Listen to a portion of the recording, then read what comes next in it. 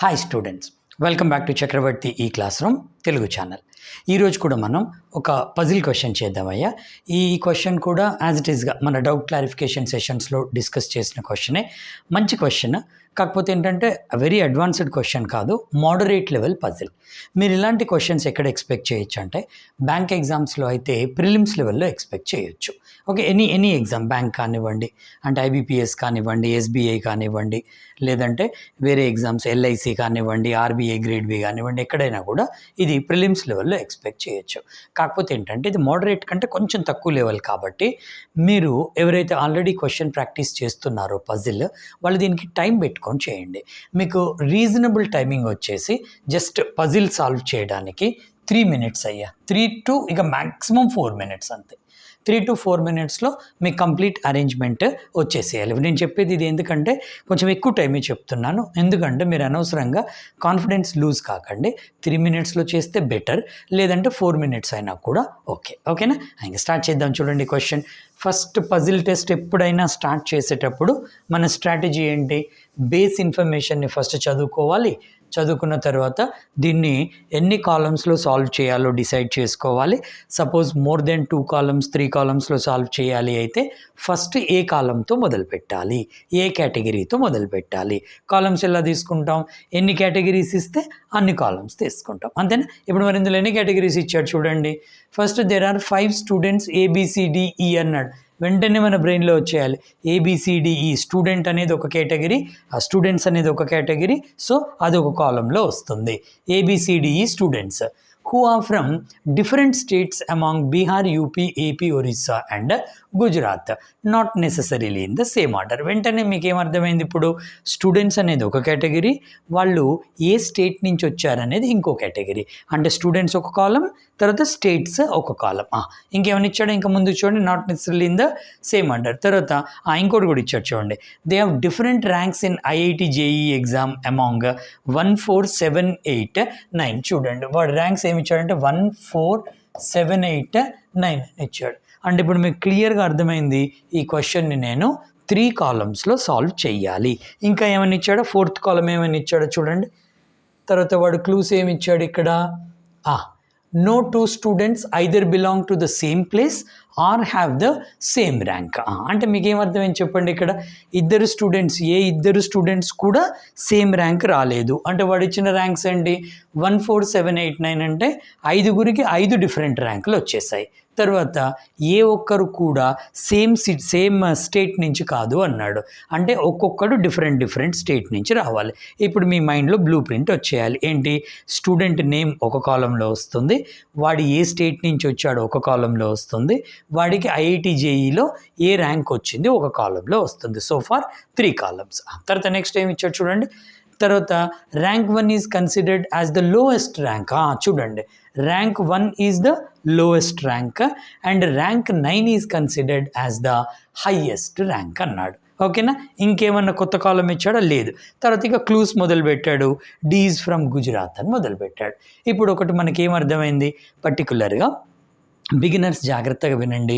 నేను ఇప్పుడు దీన్ని 3 columnsలో సాల్వ్ చేస్తాను. స్టూడెంట్స్ ఒక కాలము, స్టేట్ ఒక కాలము, వాడి రెస్పెక్టివ్ ర్యాంక్ ఒక కాలం అయిపోయింది. మరి ఇక్కడ క్వశ్చన్ ఏంటంటే, మరి ఈ 3 columnsలో నేను దేంతో స్టార్ట్ చేయాలి సార్? అది ఆ డౌట్ రావాలి మనకంటే. నేను స్టూడెంట్స్, స్టేట్, ర్యాంక్ అట్లా చేయనా? ర్యాంక్, స్టేట్, స్టూడెంట్సా? లేకపోతే ఎన్ని రకాలుగా ఏ విధంగా చేయాలి అనేది ముందు మనం డిసైడ్ చేసుకోవాలి. మీ ఇష్టం అన్నమాట, మీ ఇష్టం ఉన్న దాంతో స్టార్ట్ చేసుకోండి. స్టూడెంట్తో స్టార్ట్ చేసి పక్కన స్టేట్, పక్కన ర్యాంక్ వేసినా మీకు అరేంజ్మెంట్ వస్తుంది. లేదంటే ర్యాంక్తో స్టార్ట్ చేసి స్టేట్ స్టూడెంట్ అయినా వస్తుంది, లేదంటే స్టేట్తో స్టార్ట్ చేసినా వస్తుంది. కాకపోతే మనకు ఎక్కడ లెస్ డిఫికల్టీ లెవెల్ ఉంటుంది, ఎక్కడ మనము ఈజీగా చేయొచ్చు, ఎక్కడ టైం సేవ్ చేయొచ్చు అనేది చూడండి. మీకు నేను మన రెగ్యులర్ క్లాస్లో దీని గురించి చాలా డీటెయిల్గా చెప్పాను. దేంతో స్టార్ట్ చేయాలనేది కొన్ని టెక్నిక్స్ చెప్పాను. నేను ఒక నట్ షెల్లో ఇక్కడ కూడా చెప్తాను చూడండి. ఎప్పుడైనా గుర్తుంచుకోండి, మీకు week days of the week ఇచ్చాడు అనుకోండి, మండే, ట్యూస్డే, వెనస్డే అని ఒకటి అలా వస్తుంది. లేకపోతే మంత్స్ వస్తాయి, జనవరి, ఫిబ్రవరి, మార్చి నుంచి అని. లేకపోతే ఇయర్స్ వస్తాయి, లేకపోతే ర్యాంక్స్ ఇస్తాడు. ఇలా ఇచ్చినప్పుడు better to start with them. అర్థమైందా టెక్నిక్? ఎందుకు చెప్పండి? ఇప్పుడు మీరు మండే, ట్యూస్డే, వెనస్డే అని ఇచ్చాడు అనుకోండి, మనకు ఒక ఆర్డర్ దొరికిపోద్ది. అంటే మనం ఫస్ట్ కాలంలో Monday, Tuesday, Wednesday, Thursday, Friday, Saturday, Sunday రాసుకుంటే అయిపోద్ది. లేకపోతే మంత్స్ ఇచ్చాడు అనుకోండి, ఆ మంత్స్ వరుసగా రాసుకోండి. జనవరి ఇచ్చాడు, తర్వాత మార్చ్ ఇచ్చాడు, తర్వాత మే ఇచ్చాడు, ఆ ఆర్డర్లో రాసుకుంటే మనకు ఒక ఆర్డర్ దొరికిపోతుంది. మనకి ఈజీ అవుతుంది క్వశ్చన్ మనకి. లేదంటే ర్యాంక్స్ ఇస్తాడు, ఇప్పుడు ఇందులో ర్యాంక్స్ ఇచ్చాడు. ఇప్పుడు మీరు ఏం చేయండి అంటే ర్యాంక్ ప్రకారంగా రాసుకోండి, దాంతో మొదలు పెట్టండి. అప్పుడు మీకు ఏమవుతుంది? లెస్ బర్డెన్ అవుతుంది. ఓకేనా? రైట్, ఇక నేను స్టార్ట్ చేస్తాను. చూడండి, వాడు ఇచ్చిన ర్యాంక్స్ ఏంటి? 1, 4, 7, 8, 9 అన్నాడు. 9 ఏమో హైయెస్ట్ ర్యాంక్ అన్నాడు, 1 ఏమో లోవెస్ట్ ర్యాంక్ అన్నాడు. అట్లాగే రాసుకోండి, 9, 8, 7, 4, 1 ఇలా రాస్తాను. చూడండి, 9, 8, 7, 4, 1 రాస్తాను. 9, 8, 7, 4, 1. ఓకేనా? ఇంకా దీని పక్కన మనకి మీ ఇష్టం ఏదైనా రావచ్చు, ఇంకా ఏదైనా రావచ్చు. ఇక్కడ స్టేట్ తీసుకుందాము, ఇక్కడ నేమ్ ఆఫ్ ద స్టూడెంట్ తీసుకుందాం. మొత్తం మనకి 3 కాలమ్స్. ఇక్కడ స్టూడెంట్, ఇక్కడ స్టేట్, ఇది ఆల్రెడీ అరేంజ్ అయ్యింది కాబట్టి మనకు ఈజీగా ఉంటుంది. అండ్ ఇంకొక టెక్నిక్ ఏంటి? సెకండ్ టెక్నిక్, పాజిటివ్ ఇన్ఫర్మేషన్ ఎప్పుడు రైట్ సైడ్ రాసుకోవాలి, నెగిటివ్ ఎప్పుడు లెఫ్ట్ సైడ్ రాసుకోవాలి. ఎందుకంటే మనం ఎలిమినేషన్ ప్రాసెస్లో వెళ్ళాలి, నెగిటివ్ నుంచి పాజిటివ్కి రావాలి. ఓకేనా? ఇంకా 1 by 1 మీరు వాడు ఇచ్చిన క్లూస్ తీసుకోండి. ఎక్కడి నుంచి స్టార్ట్ చేశాడు? ఇక్కడ స్టార్ట్ చేశాడు. ఎక్కడ? డి ఈజ్ ఫ్రమ్, ఇక్కడ నుంచి స్టార్ట్ చేశాడు. అయితే తర్వాత ఇక్కడ రఫ్ వర్క్ కోసం అని కొంచెం ప్లేస్ పెట్టుకొని ఆ రఫ్ వర్క్ నుంచి మీరు ఫేర్కి వచ్చేయండి. ఏమి ఇచ్చాడు? First, D is from Gujarat and has a lower rank than C అన్నాడు. సింపుల్గా వాడు ఎలా ఇచ్చాడో అలా రాసుకోండి. డి ఎక్కడి నుంచి? D is from Gujarat, GUJ అని రాస్తున్నాను. ఓకేనా? తర్వాత వాడు ఏమన్నాడు? D is from Gujarat and has lower rank than C అన్నాడు. సి కన్నా తక్కువ ర్యాంక్లో ఉండాలి. మనం ఎలాగో ఎక్కువ ర్యాంక్ నుంచి తక్కువకే మనం తీసుకున్నాం, అందుకని మనము D lower rank than C అన్నాడు, కానీ ఇమీడియట్లీ లోవర్ అని లేదు. ఒకవేళ ఇమీడియట్లీ లోవర్ అంటే మనం సి ఇక్కడ రాసుకుంటే సికి డికి మధ్యలో ఎవరు రావద్దు. కానీ ఇక్కడ ఇమీడియట్లీ అని లేదు. D is from Gujarat and has a lower rank than C అంటే ఎక్కడో ఒక చోట. కానీ ఒకటి మాత్రం షూర్ ఏంటంటే డికి పైన ఎక్కడో ఒక చోట సి వస్తుంది. ఇమీడియట్గా కావచ్చు, ఇంకా పైన కావచ్చు, కాకపోతే డి సి కన్నా కింద ఉండాలి ర్యాంక్ వైజ్. ఓకేనా? రైట్, ఇక ఇది పక్కన రాసుకున్నాం, ఇక్కడ రాసుకునే ఛాన్స్ లేదు. తర్వాత నెక్స్ట్ చూడండి, the person from Bihar has the lowest rank but he is not be అన్నాడు. బీహార్ నుంచి వచ్చే పర్సన్కు లోయెస్ట్ ర్యాంక్ డైరెక్ట్గా ఇచ్చాడు. లోయెస్ట్ ర్యాంక్ 1 అనుకున్నాడు వాడు, హైయెస్ట్ ర్యాంక్ 9 అన్నాడు. కాబట్టి ఇక్కడ వచ్చే పర్సన్ ఎక్కడి నుంచి రావాలి? బీహార్ నుంచి రావాలి.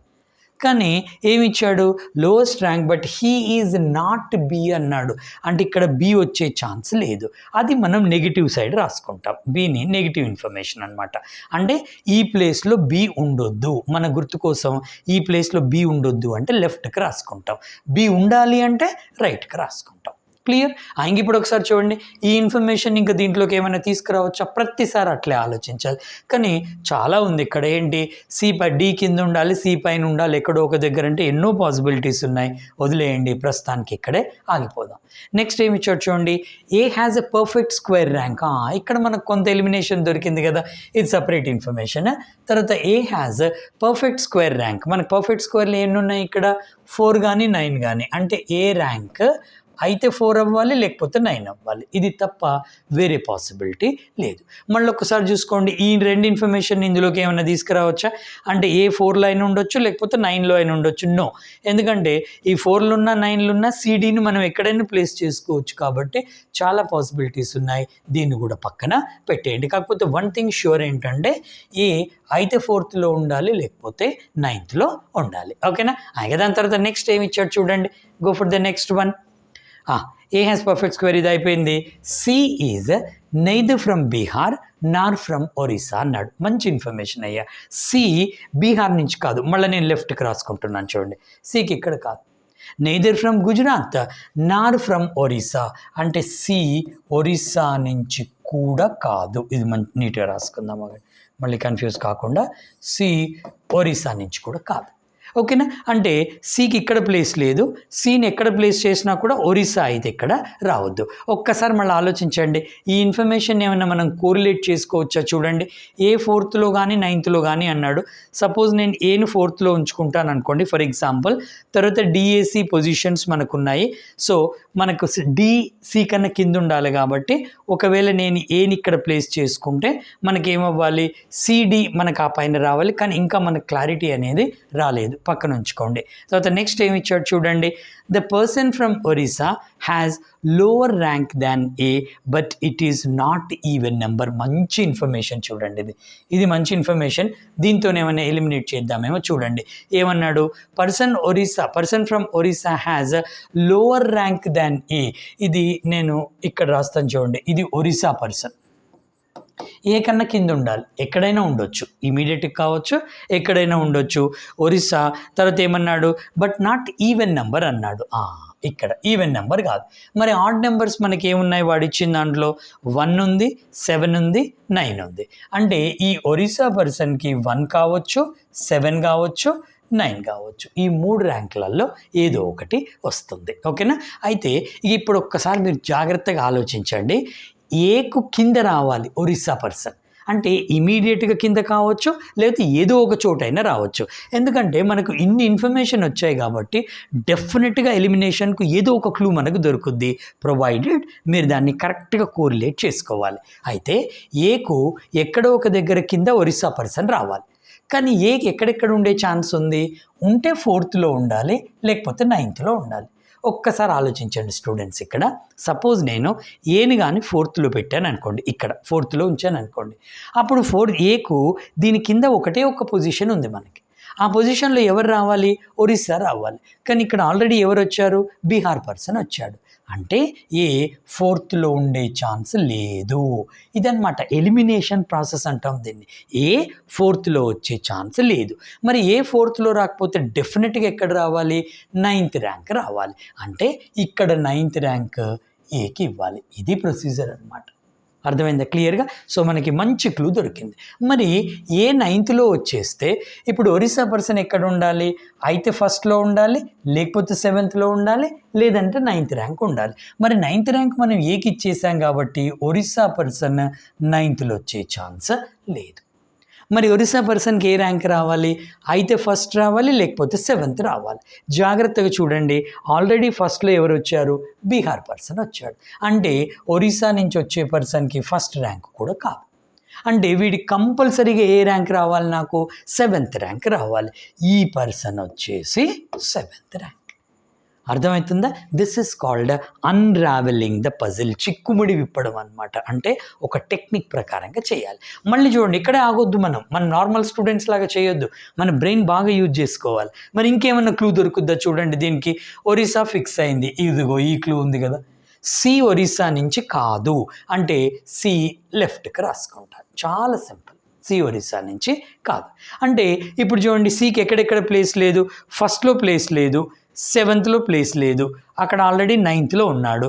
అంటే సి అయితేనేమో 8th ఉండాలి, లేదంటే కంపల్సరీ 4th ఉండాలి. ఈ 2 ప్లేసెస్ తప్ప సికి వేరే ప్లేస్ లేదు.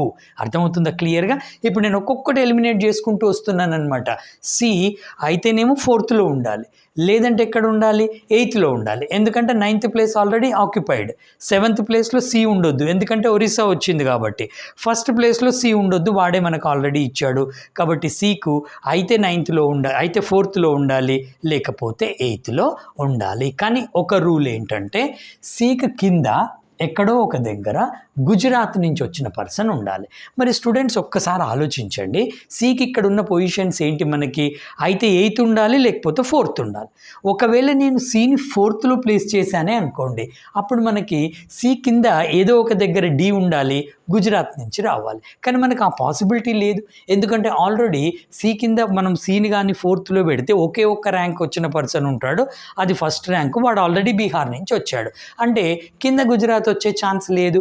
అంటే ఇప్పుడు క్లియర్గా నాకు సికి ఈ ప్లేస్ కూడా పోయింది, ఈ ప్లేస్ కూడా పోయింది. ఎప్పుడైతే సికి 4th పోయిందో చూడండి, సికి 1st ఛాన్స్ లేదు, 4th లేదు, 7th లేదు, నైన్త్లో లేదు. ఇంకా మిగిలింది ఏంటి? కంపల్సరీ సి ఇక్కడ రావాలి. చూడండి, ఒక చిన్న క్లూతోని మనకు ఒక్కొక్కటి ఎలా మనకి ఈజీగా విడిపోతుందో చూడండి.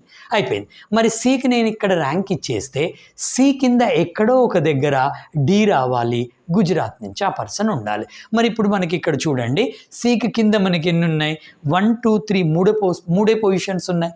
ఈ 3 పొజిషన్లో నేను గుజరాత్ని ఫిక్స్ చేయాలి. ఇది ఆల్రెడీ ఒరిస్సా ఉంది, బీహార్ ఉంది, కాబట్టి ఇది కంపల్సరీగా గుజరాత్ కావాలి. నేను జేయుజే అని రాస్తున్నాను. ఇది గుజరాత్ అయినప్పుడు మనకి గుజరాత్ నుంచి ఎవరు రావాలి? డి రావాలి. ఇదే పద్ధతి, క్వశ్చన్ చేసే పద్ధతి ఇది. ఇప్పుడు మనం ఏ క్లూస్ యూజ్ చేసుకున్నాం చూడండి. డి గుజరాత్ నుంచి ఇది యూజ్ చేసుకున్నాం, ఏకి సంబంధించిన ఇన్ఫర్మేషన్ యూజ్ చేసుకున్నాం, ఒరిస్సాని యూజ్ చేసుకున్నాం, ఒరిస్సా నుంచి కాదు, ఇది మనం యూజ్ చేసుకున్నాం. మనకి ఎంత క్లియర్. ఇంకా చూడండి, ఇంకా మనకు ఓన్లీ ఇక్కడ 2 రావాలి. ఇంకేమన్నా మనం క్లియర్ చేయొచ్చా? ఆ తర్వాత బి పొజిషన్ ఆలోచించండి, ఇది కూడా క్లియర్ అయిపోతుంది కదా మనకి. ఎలా చెప్పండి? బీకు ఇక్కడ ఛాన్స్ లేదు, అందుకే మనం నెగిటివ్ని పెట్టుకోవాలి.